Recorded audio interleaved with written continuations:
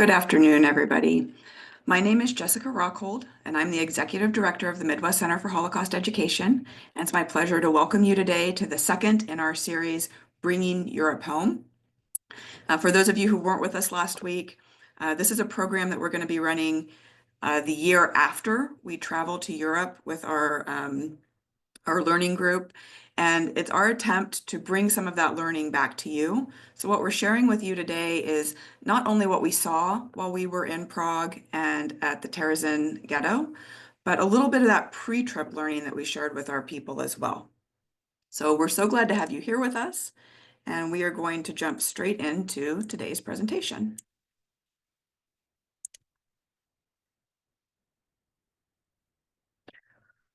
Our topic today is Jewish Prague and the Terezin Ghetto.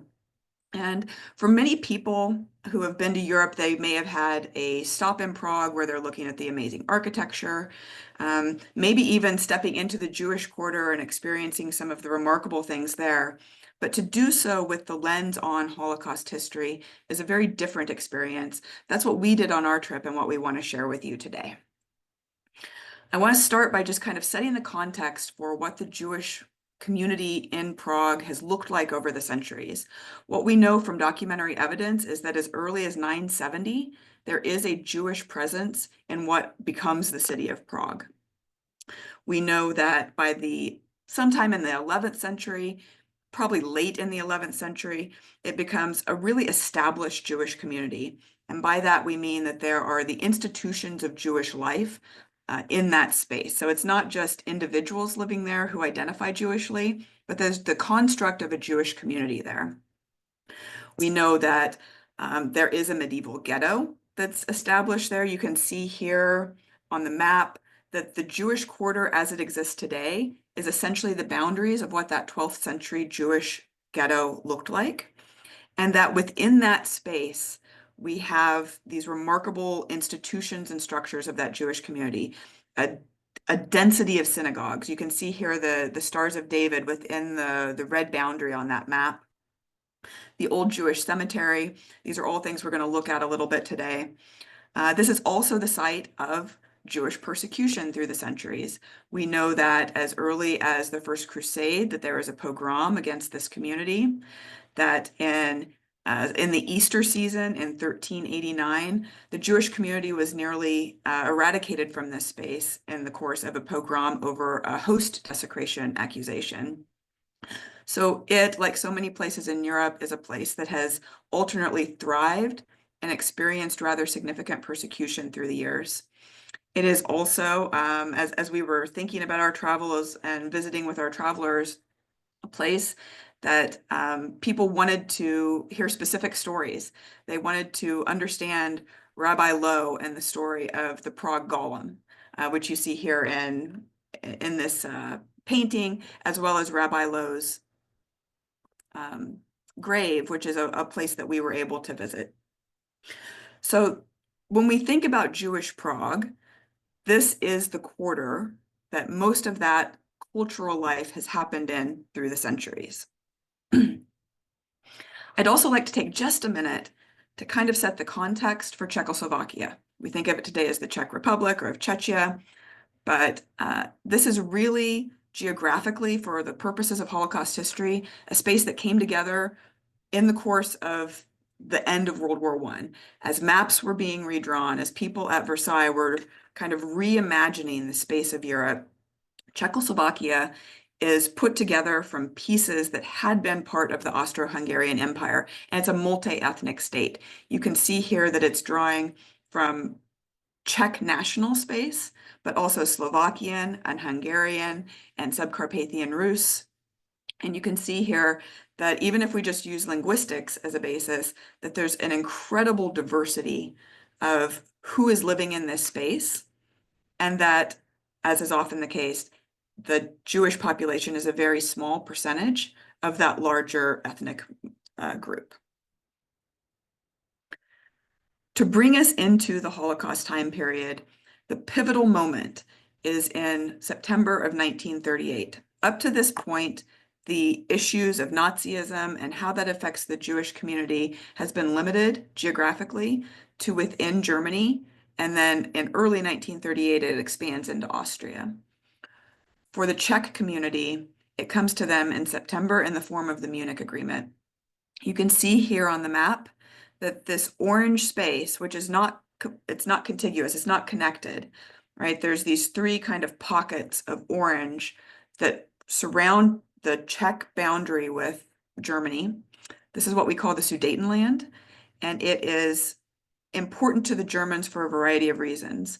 There is a large group of ethnic Germans who live in this space, so linguistically, culturally, these are people who identify fairly strongly as German. It is industrial rich, so there is an incentive for the Germans who have been stripped of a great deal of their industry by the Treaty of Versailles to take this space for their own. And it is also housing almost every fortification that the Czechs have militarily against an invasion from the West. So it's an incredible loss for the Czech community. It's an incredible gain for the German community, and for the Jews living in this space, it brings them immediately under the persecution that the German Jews and now the Austrian Jews have been living under. Things that define them by race, limit their civil rights, and restrict their access to their living space. This is a moment where the international community had limited options, but did not take the options available to them. This is when Chamberlain goes to Munich. He and the French go to Munich and sign the agreement saying that they acquiesce to this land grab, but that this is the end, that Hitler absolutely cannot go further than that. What we know is that this was never the intention of the Nazis. That was September 29th, and that already in the fall, like immediately after this and into October, there's already discussion about how they're going to take over the remainder of Czechoslovakia, the rump of Czechoslovakia, as they call it. There are instructions being given to the Wehrmacht. They are starting to do things to incite some of the conflicts between the Slovaks and the Czechs that will give them some justification for moving forward with this. And it is in basically within the space of approximately 6 months that they are going to, the Slovaks are going to declare their independence from Czechoslovakia and establish a pro-Nazi government. And the Germans are going to move into the rump of Czechoslovakia. So that space that we call Bohemia and Moravia, which is where Prague is situated. You can see here that despite the Munich Agreement, within 6 months it's been violated, and that this is the moment that Great Britain says, absolutely do not move to Poland. You can see here also that the map is not just carved for the space going into Germany. The Sudetenland had been annexed into Germany. Bohemia and Moravia were going to be occupied. They were going to be conducted as a German government overseeing a local population. And that Slovakia actually loses a space to the Hungarians at this point, which is relevant for those of you who know some of our local survivors, because some of them live in that southern sliver of Slovakia that becomes Hungarian. I mentioned that this was going to be administered as a protectorate. So the concept here is that instead of, as they did with Austria and the Sudetenland, fully bringing this space into German governance, it becomes Germany.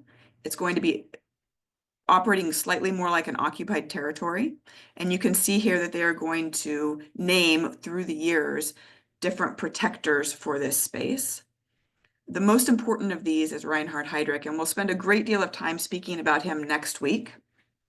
He is the head of the RSHA, which is the policing branch of the SS, second only to Heinrich Himmler and the SS. And he is sent there in September 1941 specifically to quell uprising. There's a significant amount of Czech resistance to this German occupation. And because of the value of the industry in this space and the value of the resources in this space, this is an untenable situation for the Germans. and they decide that they are going to put the hammer down in the form of sending Reinhard Heydrich to Prague.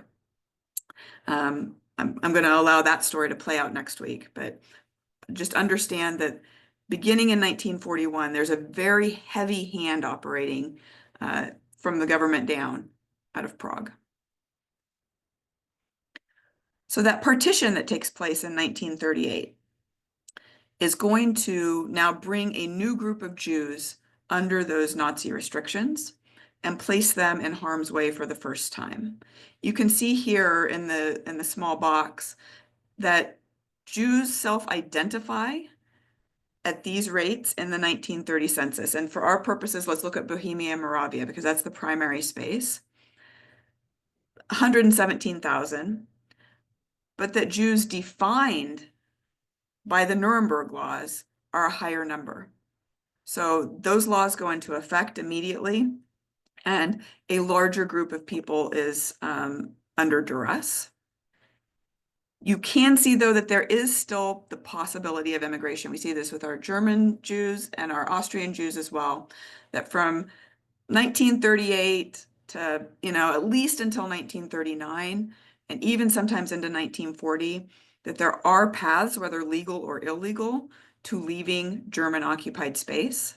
Often that's just to another continental country. It doesn't mean that they have been able to reach Palestine or to reach the United States, but that they have, in one way or another, been able to leave that primary occupation space. This is the space then that we looked at so extensively on our travels, inside the Jewish quarter and thinking about the Jewish community that lived there predominantly in 1938. So one of the places that we visited, we visited a variety of synagogues that I'm going to walk you through. The first is the Pinkas Synagogue, which is the second oldest preserved synagogue in Prague. It was originally built in the 1500s, and you can see here this picture on the left. This is in the early 1900s. I want to say about 1903, because the entire Jewish ghetto undergoes a renovation in the late 1800s and very early 1900s, before World War I. That space is being renovated and kind of reimagined. And so the Pinkas Synagogue has been there for centuries, and it's undergoing this renovation at that time. The picture on the right you can see is the destruction following the Nazi occupation. This is what we would have found in Prague had we walked in the late 1940s, somewhere between 1945 and say 1949. The building itself is intact. Some of the structures are intact, but what has specifically been destroyed is the worship space. That is the same synagogue as we found it 1 year ago. You can see it from the outside. It's a modest building. It's a small space. And that they have completely restored the space where the Torah is stored and where the prayers are conducted. This synagogue has served since the 1950s, somewhere in the range of 1950 to 1954, as the primary memorial space for the Jews who were lost from Prague. On the walls, you will find the names of approximately 78,000 Prague Jews who were sent to largely Terezin and then usually on to Auschwitz. This is our group walking into the space. Some people were looking for family names. I've heard that story from others before, going to this space to find their family's name on that wall. It is also, I should mention, it is also the space, and a bit here when we talk about Terezin and the children's art, the original pieces of children's art have been removed from Terezin and are now housed at the Pinkas Synagogue. This is the Spanish synagogue. It is the most recent synagogue to be added to the Jewish square or the Jewish space in Prague. It was built in the late 1800s. I think it was about 1868. And it was built as a Reform synagogue in the Moorish style. So it is incredibly distinct. It is very different than the Pinkas or any of the other synagogues that you're going to see. You can see here the beautiful ornate design work, the windows, the scrolling. And what you'll notice as a consistent theme as we go through these is that every synagogue has essentially been repurposed. It is almost exclusively used as museum space now. These are not typically active congregations. So in the balcony space around the sanctuary here, there is a museum, and its artifacts focus on Jews from the Bohemian lands in the 19th and 20th centuries. So this is where we found several Holocaust artifacts, testimonies from local Holocaust survivors, local to Prague Holocaust survivors, and it highlights the shift over time in the 19th and 20th centuries as the Prague Jewish community gained and lost rights. The Meisel Synagogue is again a 1500s landmark in the city. It is a synagogue that has been burnt down in the past. There was a fire in the 1600s, and it's been rebuilt over the years. You can see that it kind of reached its final form in the early 1900s, again in that renovation time.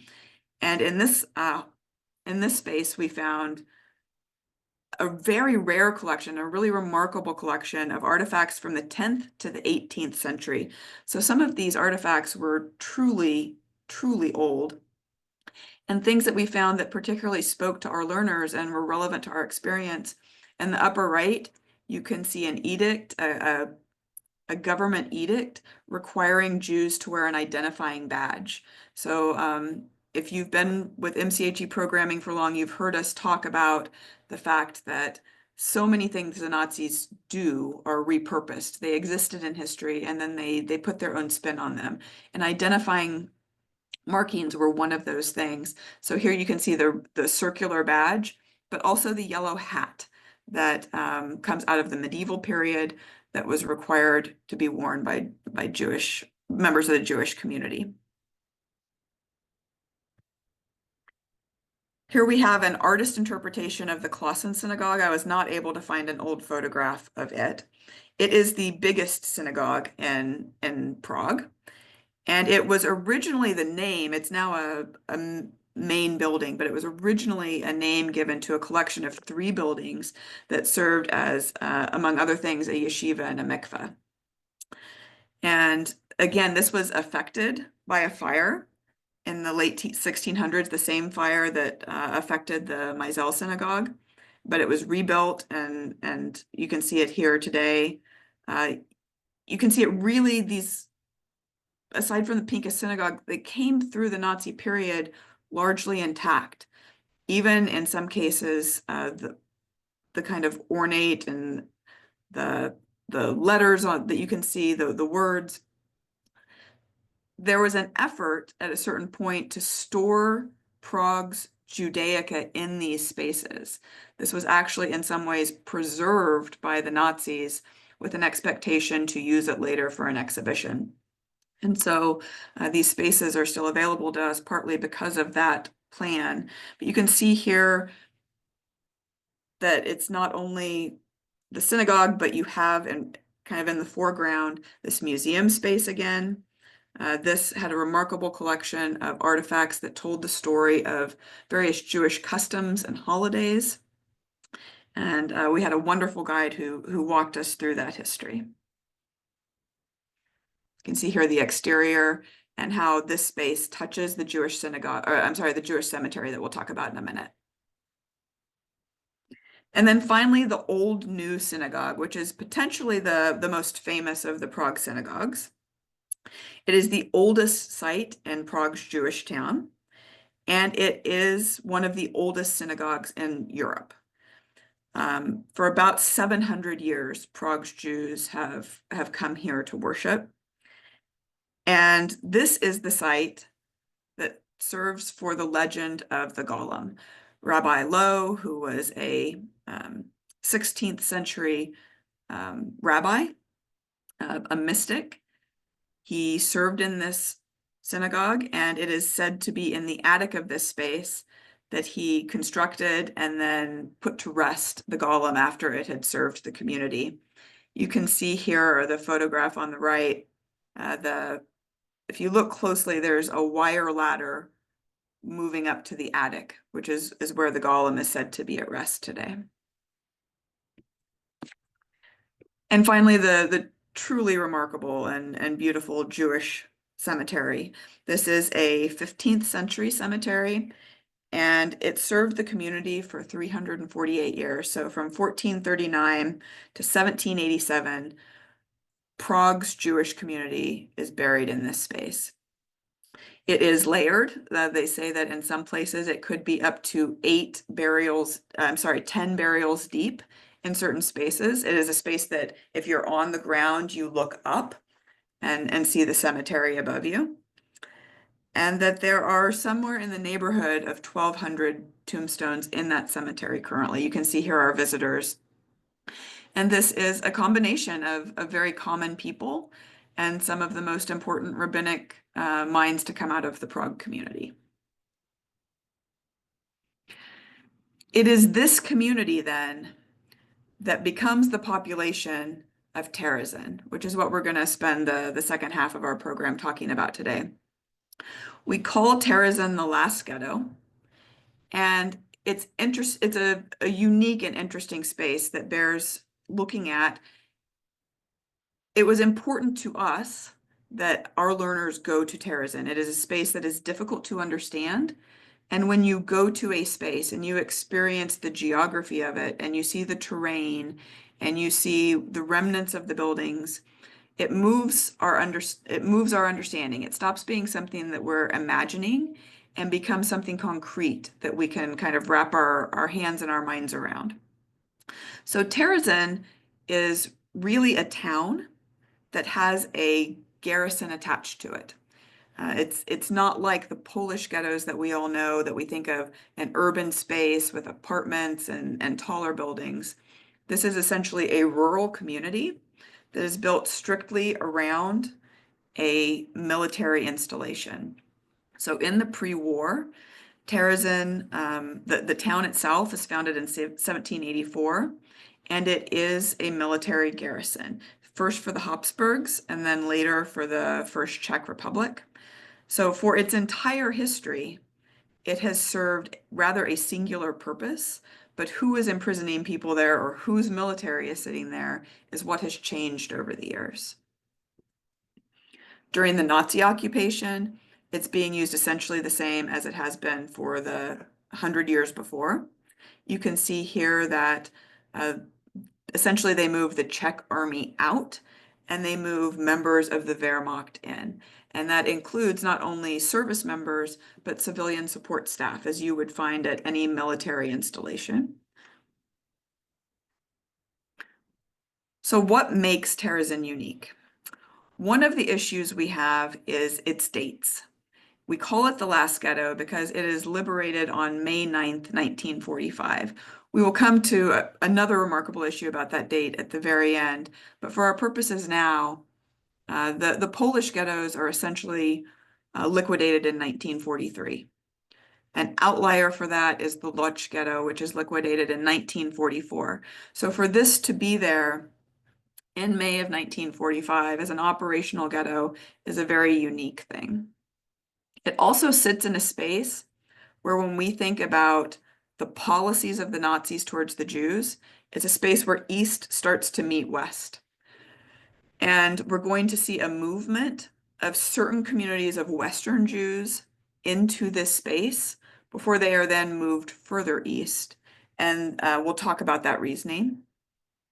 And then also, you will find references to this being a camp, because there are elements of its function that sometimes appear to be or have resonance to the concentration camp systems. You will notice that we are going to speak about it as a ghetto today, and that if you read more about this, you'll find that historians are going to refer to this almost exclusively as a ghetto. But the fact that it has this sometimes dual purpose, sometimes dual function, is a thing that makes it unique in the system. So just to give you a sense of the space, this is a fortified town. It is not just a town like you would drive into somewhere else. There are embankments, there are walls. This is not, we'll talk about the prison space and the real military space a bit later, but this is essentially the community that was built to support the military installation. There are barracks here. There are churches here. There's an entire kind of civilian structure, post office, right? So as we think about ghettos, often we think about a space that has to have an artificial wall created around it, or some sort of a barrier to segregate the Jews. This town is in itself isolated, and so the town becomes the ghetto. There is not a segmentation of the Terezin town to become the Terezin Ghetto. And so as we walked through this space, that was something that we knew intellectually, but was revelatory to see. It was the entire town had been taken over by this installation. You can see here some of the specifics. If you can follow my cursor, this is essentially where the museum space exists now, as well as right here, the Magdeburg Barracks, which you can see here, this yellow building. These are two of the best preserved spaces. The town is in a significant state of disrepair, and that's an issue we'll talk about a bit later. But these are two spaces that have been used to memorialize this story, to talk about the Jews who were there experiencing this space as a ghetto. Just a bit about daily life in the Terezin Ghetto. In some ways, it is remarkably similar to ghetto stories that you know. And these are some of the reasons that we have landed on this being classified as a ghetto. Among them are the administration.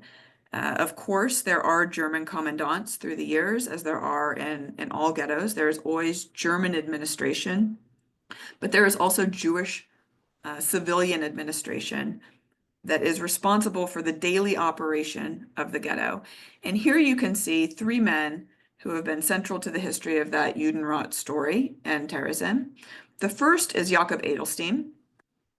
He is a Czech Jew who was sent to Terezin rather early. He's there by December of 1941 when it opened in November. So by December of 41, he has been named as the Judenrat leader. And as many other Judenrat leaders do, he believes in trying to establish the ghetto as a productive element for the Germans, that if they can essentially prove their value through their work production, that they can be indispensable and therefore avoid liquidation of that space. And he serves then for nearly 2 years. He's the chairman, just over a year, from December of 41 through January of 1943. It is during this time that this space is basically exclusively Czech. The Jews who come into Terezin in 1942 are Czech Jews, and by and large, they are Jews from Prague. Beginning in 1943, we start to see a shift that is critical to understanding this space. Jews from Germany and Austria begin to be deported, and they are sent first to Terezin. So we see numerically that there's a demographic shift, that the Czechs may still be the largest community in the ghetto, but there are very significant populations now of German and Austrian Jews there. When that happens, there is a decision by the German leadership, it's a decision by Adolf Eichmann to kind of decentralize the control that Edelstein has. And he creates a triumvirate, that there's now going to be 3 leaders of the Judenrat, one appointed from each of the primary communities. So you can see Paul Epstein represents the German community, Benjamin Mermelstein from the Austrian community, and these men are now meant to work together to manage all of the systems of Terezin. That means the same thing it does in every other ghetto. They are responsible for kind of the services of the community, the water, the sewage, the waste disposal, burials. They are in charge of food distribution. They do not have control over the food that comes into the ghetto, but once it is in the ghetto, they then manage the soup kitchens, the ration cards, and have a say in who is receiving what. They institute a currency. You can see here the 100 note, and that it is a depiction of Moses in the circle, a depiction of Moses with the 10 Commandments. These are also the men who are responsible for establishing the deportation lists when deportations begin. So the Nazis will say, we want X number of people on this train, and it then falls to the Judenrat and their functionaries to establish that list and to decide and enforce who has to get on the deportation trains. Living in the Terezin camp, while not easy, does not look quite like it does in the ghettos that we're used to seeing. Pictures of maybe Warsaw or Lodz or Białystok or Lviv. Again, this is not individual apartments. These are barracks that have been repurposed. So what we see, this is a photograph from the 1940s, and this is a recreation of it today in the museum there at Terezin. Though obviously too clean, you can also tell from this historical photograph that it was not quite the level of degraded living that we saw in some of the other ghettos, the further east the experience took place. Regarding food distribution, there is some interesting work being done on this topic about the kind of the social life within the Terezin Ghetto. And we assigned part of this reading to our learners before we went. And it was an interesting demographic breakdown of the unequal access to resources in the ghetto and how within the community, they rebuilt a structure, and that what we found is that it mattered which country you were from, it mattered what age you were, it mattered whether you had the ability to work, to be in a work detail. And what we do know is that the Jewish leadership's strategy moved rationing strategies to favor workers. Potentially the thing that Terezin is most well known for is its remarkable cultural life. And this is where I explain why those German and Austrian Jews were sent to this ghetto right outside of Prague. It's an unusual deportation strategy. But the Jews that were sent there were not just any person. They had been identified by the Nazis as somebody who had enough status, who had enough kind of cultural stature to, in one way or another, be missed. These included a number of artists and musicians and writers and kind of academics and thinkers. It also included a great deal of a great number of Jewish World War I veterans. But when we think of Terezin, one of the things that the public most readily thinks about is this incredible cultural life that blossomed there because it was a highly condensed group of artists and creative people. So here you see just a sampling of some of the things that we saw while we were there, representing that rich cultural life. Pieces that were handmade by ghetto inhabitants. We often think about the drawings or the paintings, but some of them were tangible objects that had been carved or engraved. You see here the rich music that came out of this space. We know that Verdi's Requiem was performed in this space, and that there was an unofficial university with thousands of lectures in the course of the years that this space existed, that they had a rich tradition of continuing to educate and share the knowledge that they had, especially with the young people. They organized and maintained a library of thousands of books. They had fairly open religious observations sometimes that is slightly less normal in Polish ghettos, and certainly something that we don't see happening openly in the camp system.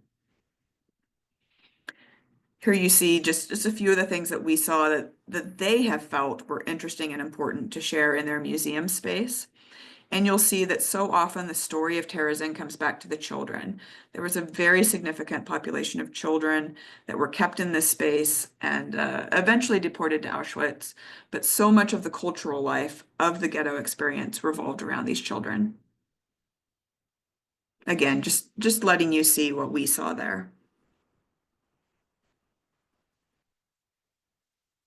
Beginning in 1942, we see deportations out of Terezin. And this is where we get to, is it a ghetto? Is it a transit camp? Again, it's operating predominantly as a ghetto, but it is the transportation hub for that Czech Jewish community. So early in 1942, we see transfers to other ghettos.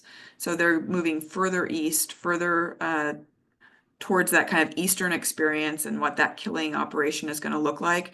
In some of these places, especially places like Riga and Minsk, we're moving to space where shooting operations are happening. These are not communities that are going to be sent to the death camps and gas chambers. These are shooting actions. And then once the death camps become operational, we start to see Terezin deports to Auschwitz, Majdanek, and Treblinka. Among the primary stories of Terezin is its central place in Nazi propaganda. From the very beginning, it was going to be utilized by the Nazis for this purpose. It's something that they knew going in. Again, before 1942, this really is a Czech space. But as those German and Austrians with a certain degree of prominence start to move into that space, the Germans are using it as an excuse, essentially saying that these people no, they're not being forced to go work. They're essentially in this retirement community in Terezin outside of Prague. Heydrich himself talks about that at the Wannsee conference. You can see here that he's talking about this plan already in January to start moving the German Jews across. And you can see here that they're to be kind of classed in, especially for the veterans, these two classes of veterans who might be missed by German society, might have enough non-Jewish friends who would ask what had happened to them. And they saw this as, you can see here in quotes, a practical solution to the way they were going to implement the final solution then against the German Jewish and the Austrian Jewish community. This serves a purpose further down the road. So that's 1942 when they're lying to German civilians about where their German Jewish community is going. But it becomes an international issue later in the life of the ghetto. So in 1944, we have had more international deportations to Terezin. Included among them are a group of Danes, Danish Jews. 476 is the number. You'll sometimes see 456, but right in that range. In October of 1943, they're sent there, and there is a demand by the Danish government that they have access to their citizens. People are sending essentially what amounts to care packages. They're sending food and material. And the government is asking for reports to the point where they are actually asking for representatives of the Danish Red Cross to set foot on the ground in Terezin and to have members of the International Red Cross there to cross-verify that their citizens are well. What happens in that visit, I'll go back to this so you can see these pictures for a moment more, is that there is essentially an order given to the Judenrat to clean up the space, if you will. The Nazis take it upon themselves to deport a fair number of people out of the space so that it does not appear to be as overcrowded as it is. And then the Judenrat is responsible for painting and repairing buildings, putting in gardens, renovating barracks. They are responsible for having an entire program of cultural events for these representatives of the Red Cross to see. So you can see here, a few of these pictures are a soccer match that was staged for the benefit of the Red Cross. There was also a concert that was put on. But essentially the point was to show this as a community that was self-sufficient, that was healthy, that was living and practicing its culture. And it partially works. The report goes back that things are kind of as they saw them. And the result of that then is that those Danish Jews remain there, and that there's no intervention from any international group, including the International Red Cross. The children, again, become a central feature. If children are doing well, if children are playing, if children are going to school, the thinking is how bad can this space be? Having cleaned the place up and already kind of put on this propaganda assault with the Red Cross, the Nazis decide that this is an opportune moment to use it for their own propaganda purposes, and they send in one of their propaganda film crews, and they film what becomes the film The Fuhrer Gives a City to the Jews, and it is something you can find on YouTube. You can find it through the archive at Brandeis. I believe you can find it through the United States Holocaust Memorial Museum. This is footage that you can go and look at. And when you're watching it, you just have to keep in your head when this is, that this is the summer of 1944, when things are dire, right? Like by the summer of 1944, even the Hungarian Jewish community has been largely liquidated. There is no intact Jewish community anywhere in Europe that's under occupation. And it is also important to remember that most of the people who were filmed in this propaganda piece were later sent to Auschwitz and perished. So the ghetto, when we think about how many people move through it, here are the numbers.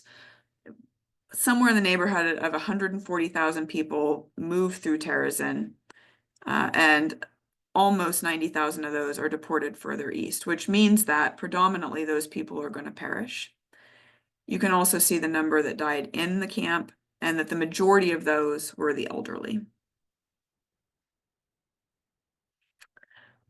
That's the ghetto. That's the town, the space that was the civilian space for the garrison. When many of us think of Terezin, we're actually picturing in our heads photographs from what we call the small fortress. So this is a space that is, I'll show you the map here in a second, but just adjacent to across the river, essentially from the town.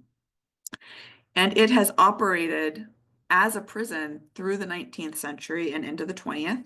Up until its Holocaust history, it was probably most famous for housing the assassin of the Archduke's assassin. You can see here he was imprisoned in cell 1, Princip. And this is a photograph we took, and they kind of alluded to his picture there and the cell that he was held in. During the Nazi period, this is going to be a Gestapo prison. So next week, if you'll join us, Shelley's going to talk about this space that we visited and the kind of reign of terror that Heydrich brought down on Prague.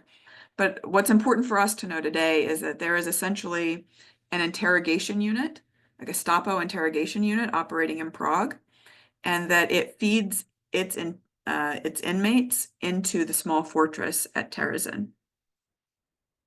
This gives you a sense geographically of where it's located. You can see it here on the right, and that its footprint is much, much smaller than the town. And it really does look like a prison. We have a lot of small holding cells. We have a lot of concrete. You can see the high embankments and barbed wire.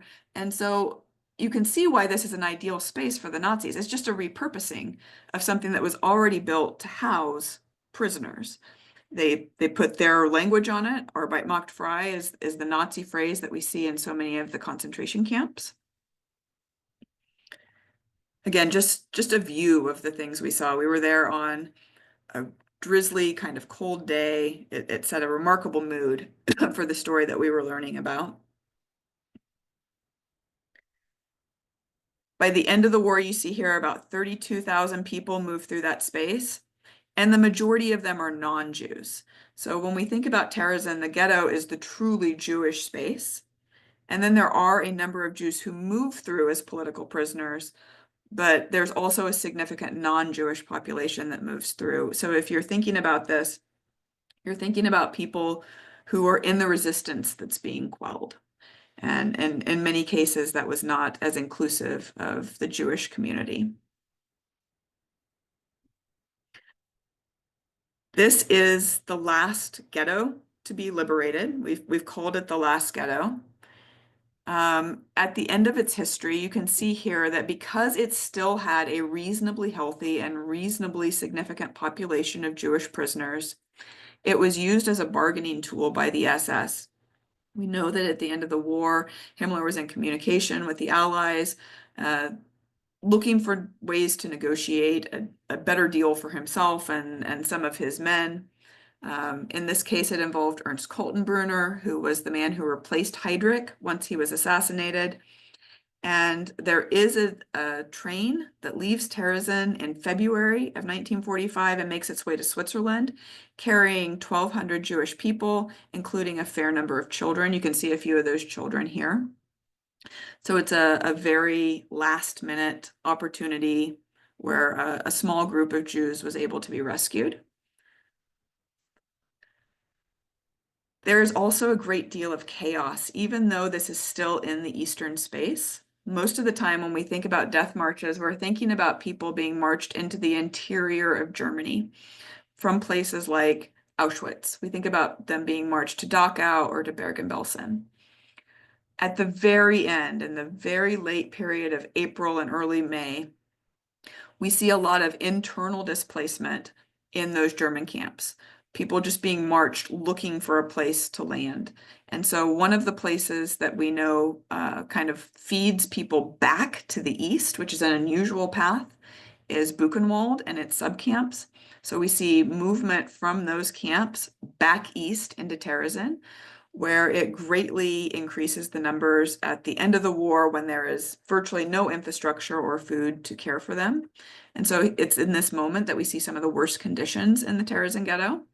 You can see here that in in May, that they're at 30,000 people again, which is a doubling of just the population a month earlier. So they were very ill-equipped to care for these people in any way. And that is the moment that we see these deteriorated bodies kind of for the first time in Terezin photography. It's a combination of it having been photographed for propaganda. It's just something that we didn't have as much photographic evidence of as we do in other ghettos, but it's also a place that, because of the uniqueness, never deteriorated in quite the same way. Please give me a minute. I seem to have lost my camera.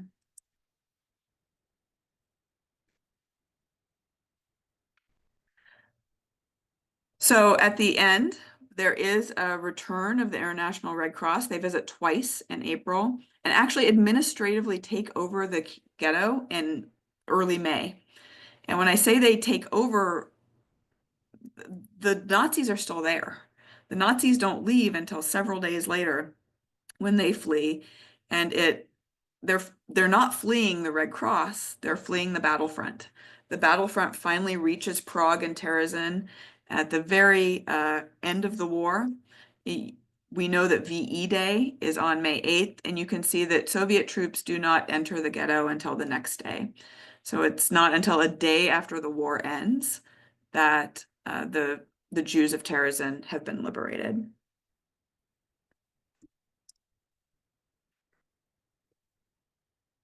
In the post-war, the city that had been the ghetto is largely abandoned and left to disrepair. The small fortress is repurposed. It's used to intern ethnic Germans and then to deport them back into Germany. It's used to house war criminals, and it's used by the Soviets essentially as a prison. You can see here that it doesn't close until 1948, and that then all of this history, all of this memory, all of the spaces land behind the Iron Curtain. So let's take a moment then to think about the legacy. Again, we keep coming back to the children because they're such a pivotal piece of this Terezin story. If you know anything about Terezin, I would have wagered that it was about this book, and specifically about this poem, which has become so famous and has become a touch point in Holocaust education. You'll see museums and education centers doing things with butterflies. And it's because of this poem written by this child in Terezin about how he didn't see a butterfly there. I mentioned that the Pincus Synagogue is now the repository for the original children's art. Um, there was something deeply moving. I think our travelers would agree with me. There was something deeply moving about seeing these in person, seeing the little strokes that the crayon had made, and thinking about the young person who had done it and how they're really moving topic, like the subject is moving for them, right? You see a picture here kind of in the middle where somebody is showing an execution that they probably witnessed themselves. And then, you have just the doodles of a snail, right? A remarkable way to consider how children were experiencing this environment and then kind of bringing that back in their art. Another piece of this is that this is largely still a space in disrepair. This is something that the European Union has pledged money to renovate. This is the ghetto, not the small fort. If you visit the small fort, you'll find that it is in reasonably good visiting condition. But that if you go to the ghetto, there were only a few places for us to step inside and view, even though the entire town had been the ghetto. So you can see that through the years that some of these buildings have deteriorated to the points of roofs collapsing, and that this is now an effort to bring this cultural history back. I want to offer you just a couple of parting thoughts, things that if this has interested you, if this is a place that you want to learn more about, that you can do so. There is a wonderful website called the Defiant Requiem, where you can click on this interactive map. You can see what the building looks like today, get a little bit of an understanding of what its purpose was in the ghetto.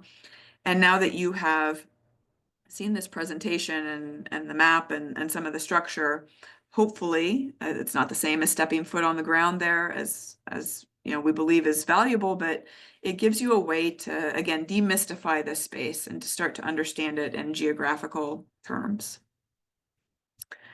There's wonderful testimony from the Czech Jewish community. One of my favorites is this book by Richard Glazar, Trapped with the Green Fence.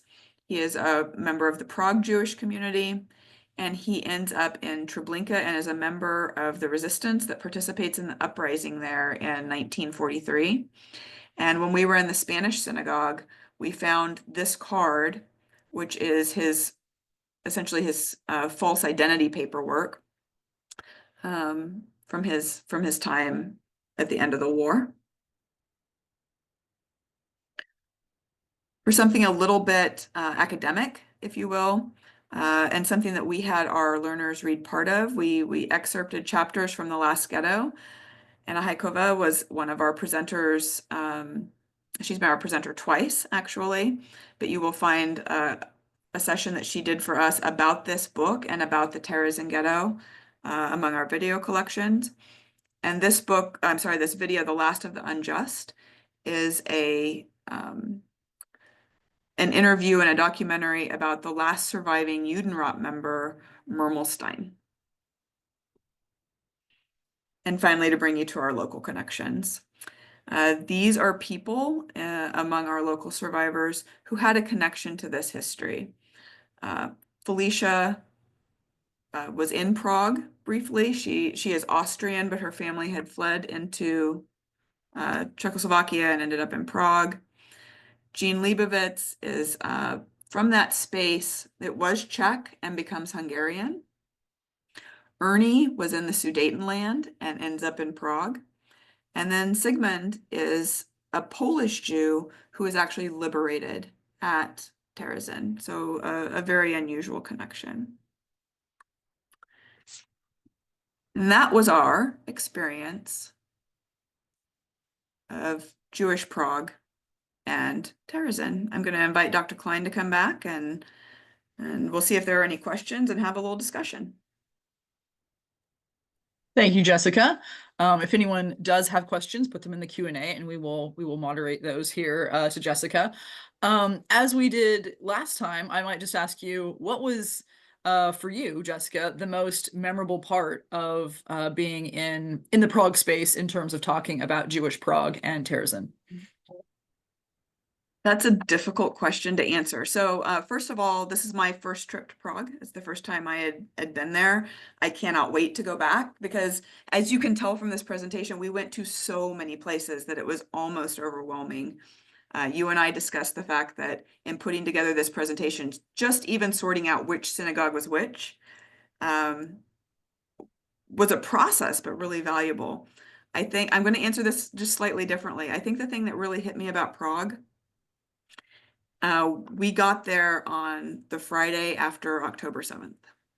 And it was our first night there, and we went to a Shabbat dinner. We were in a Chabad house, and we were a group of both Jewish and non-Jewish travelers. So for many of our travelers, it was their first Shabbat experience. And it was a remarkable moment to be there slightly under duress. We walked around the corner and there were machine guns guarding that Chabad house. And then to go in and have that celebration, but also that moment where we acknowledged October 7th. I think it was a moment that set a tone for my entire Prague experience. It really put into context the fact that these issues keep cycling, right? That it's a present, we want it to be history, but it keeps coming present, right? The persecution and targeting. And so it was an interesting moment. I also think that for me, Terezin has been a place because it does not operate the way you expect a ghetto to operate.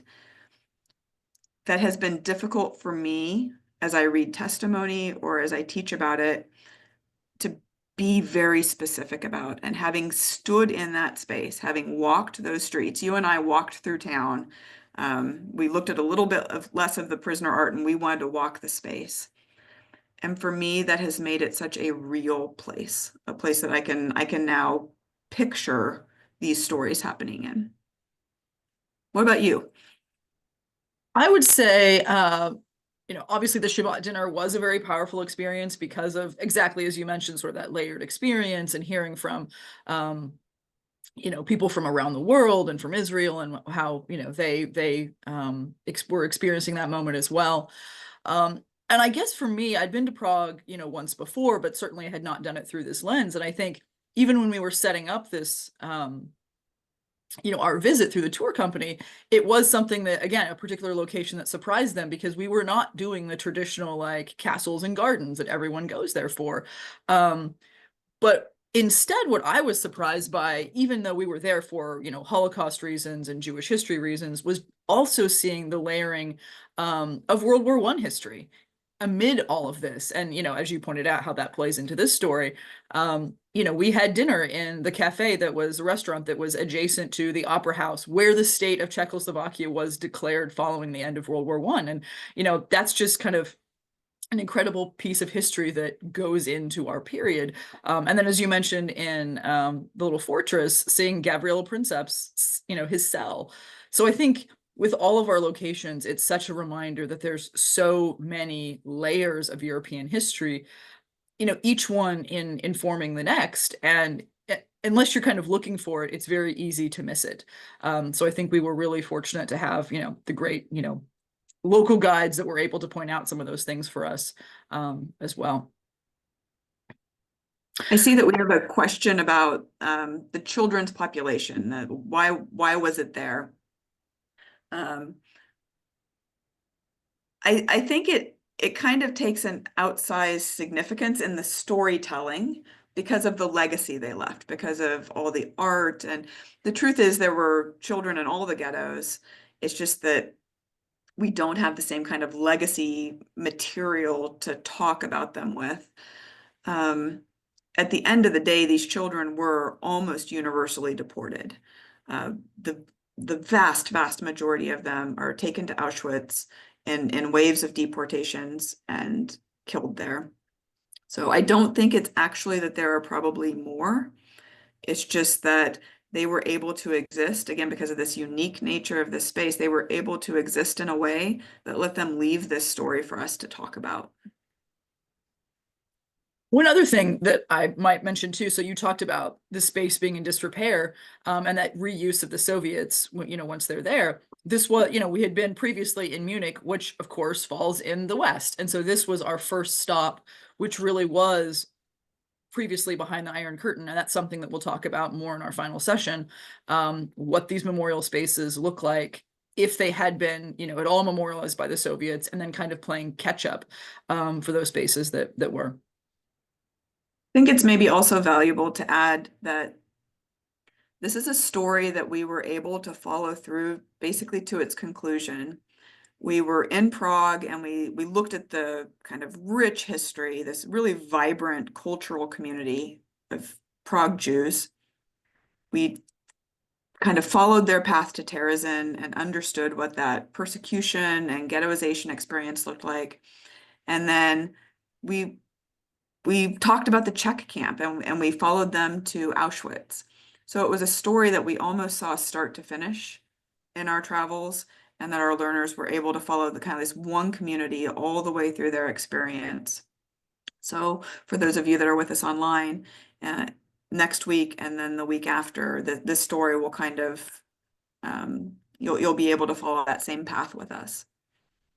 Mm-hmm. Right.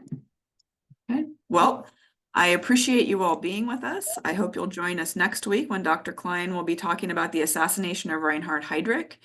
And it's a remarkable story and one that touched many of our learners. And we have some interesting things to share with you about, especially one university professor and how he's bringing that back to his classroom. So we hope you'll join us next week. And thank you.